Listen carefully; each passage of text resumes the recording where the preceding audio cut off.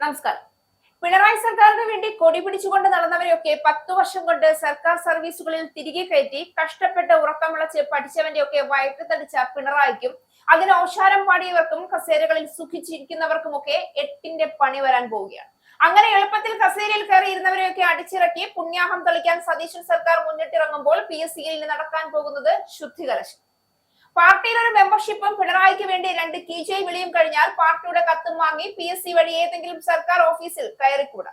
അവിടെ ഇരുന്ന് പിന്നീട് പാർട്ടി പ്രവർത്തനവും ഒപ്പം മാസം ശമ്പളവും മറ്റു ആനുകൂല്യങ്ങളും അവസാനം പെൻഷനും വാങ്ങാം. ഏറ്റവും ഒടുവിൽ റിട്ടയർമെന്റിന് ശേഷം സുഖമായി ഏതെങ്കിലും പാർട്ടി ഓഫീസുകളിലേക്ക് തിരിച്ചു വന്ന് പെൻഷനും രാഷ്ട്രീയ പ്രവർത്തനവുമായി ശിഷ്ടകാലം ആനന്ദകരമാക്കാം. എത്ര പിൻവാതിൽ നിയമനങ്ങളാണ് പിണറായി സർക്കാർ നടത്തിക്കൂട്ടിയത്. അർഹതയുള്ള ആയിരങ്ങൾ പുറത്തു നിൽക്കുമ്പോൾ റാങ്ക് പട്ടികയിൽ ഉൾപ്പെട്ട 1ാം റാങ്കുകാരന് പോലും ജോലി കിട്ടാതിരിക്കുമ്പോൾ സ്വന്തം അണികളെ സർക്കാർ സർവീസിലേക്ക് തിരികെ കയറ്റിയത് ഒരുതരം ഉളുപ്പില്ലാത്ത പ്രവൃത്തിയായിപ്പോയി. 10 വർഷം കൊണ്ട് അത്തരത്തിൽ സർക്കാർ സർവീസിൽ കയറിപ്പറ്റിയ കീടങ്ങളെ ഒക്കെ വലിച്ചു പുറത്തേക്കിട്ടാൽ ഈ കൈകൾ ശുദ്ധമാണ് എന്ന് പറഞ്ഞാൽ പിണറായി തലകുനിച്ച് നിൽക്കേണ്ടി വരും. പാർട്ടി മെമ്പർഷിപ്പ് തന്നെ സർക്കാർ ഉദ്യോഗത്തിനുള്ള ഒരു യോഗ്യതയായി കരുതിയ ഒരു കാലഘട്ടത്തിനു ശേഷം പുറത്തു വരുന്ന ഓരോ PSCയെ പറ്റിയുള്ള വാർത്തയും ഞെട്ടിക്കുന്നതാണ്.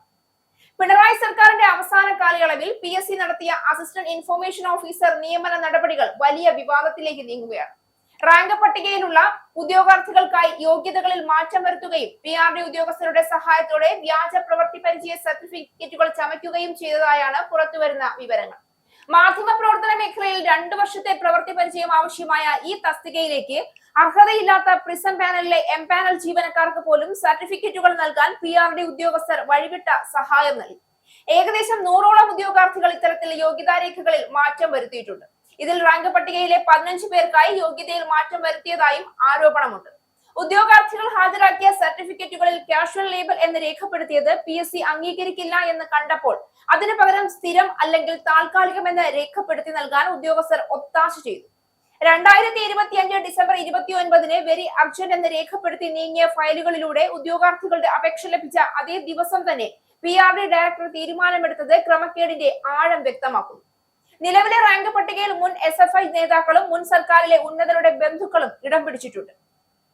മെയിൻ ലിസ്റ്റിലെ 1ാം റാങ്കുകാരി പോലും ഇത്തരത്തിൽ ക്രമക്കേടിലൂടെ സർട്ടിഫിക്കറ്റ് ഹാജരാക്കിയ വ്യക്തിയാണ് എന്നാണ് റിപ്പോർട്ടുകൾ. PSC ഒരു ഭരണഘടനാ സ്ഥാപനമാണെങ്കിലും രാഷ്ട്രീയ ഇടപെടലുകൾ മൂലം അത് പാർട്ടി സർവീസ് കമ്മീഷനായി മാറുകയാണെന്ന വിമർശനവും ഉയർന്നിട്ടുണ്ട്.